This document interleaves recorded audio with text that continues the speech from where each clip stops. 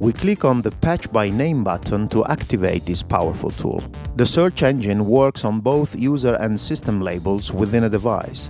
That means we are not forced to name channels to use this function, and we can easily work with mixed names, speeding up the whole process and granting maximum flexibility.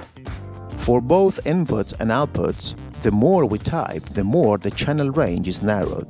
We have to select just one input, while we can select multiple outputs. Let's have a look at few examples working on different devices.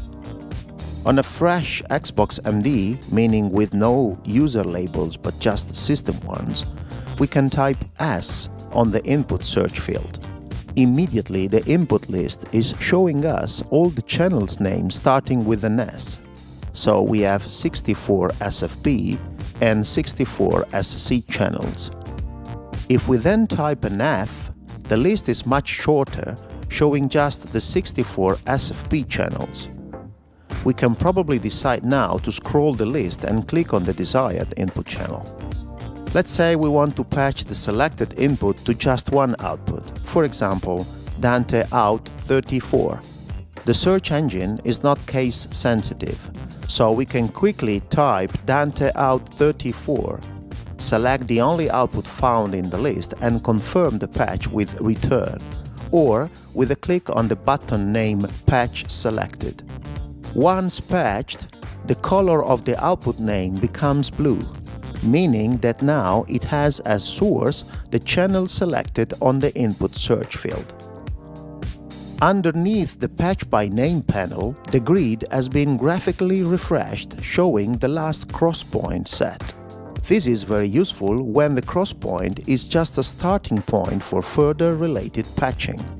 We can disable the Patch by Name with a click on the relevant button and complete the patch with further channels using other tools, adding, for example, another 7 subsequent channels after the starting point previously and quickly set by name. In case we want to patch one input to more than one output, we can proceed in different ways. We can type some letters on the output search field and, once happy about the content of the list, we can select a range of output using Shift and click and/or adding individual channels using Command plus click on Mac or Control plus click on PC. The selected outputs are highlighted in the list. The number of currently selected output is shown into the Patch and Unpatch selected buttons. We can now proceed by pressing Return or with a click on the Patch Selected button. A different way to quickly patch or unpatch channels is scrolling the output list and pressing Return. We can unpatch the selected output channels with a click on the relevant button, or we can unpatch the entire current output list with a click on the Unpatch All button. In this case, a confirmation is required to proceed.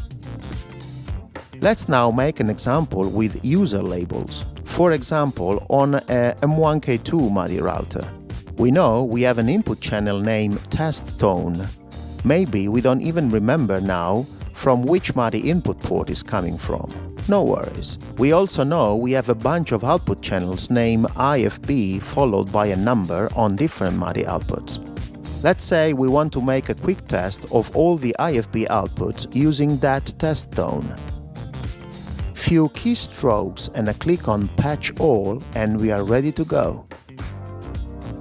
Once finished the test, we can quickly clear those patches with a click on the Unpatch All button. Powerful, easy, globcon.